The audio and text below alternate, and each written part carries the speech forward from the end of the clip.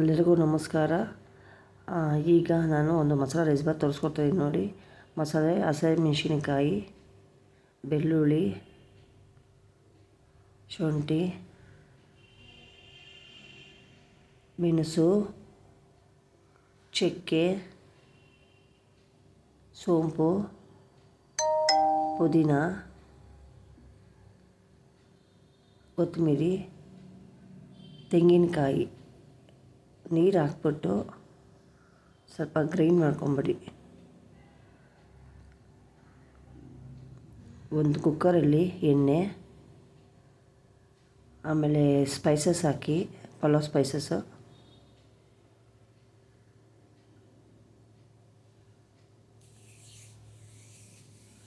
ಈರುಳ್ಳಿ ಹಾಕಿ, ಈರುಳ್ಳಿ ಚೆನ್ನಾಗಿ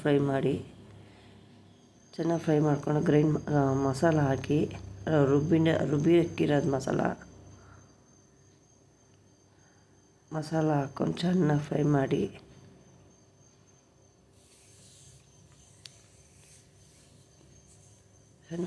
ಚೆನ್ನಾಗಿರುತ್ತೆ ಟೇಸ್ಟು.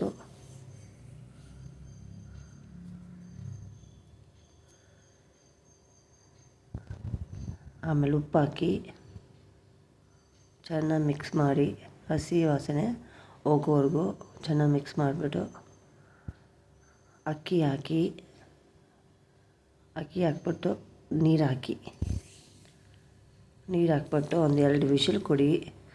ರುಚಿಕರವಾದ ಮಸಾಲೆ ರೈಸ್ ಬಾತ್ ತುಂಬ ಚೆನ್ನಾಗಿರುತ್ತೆ.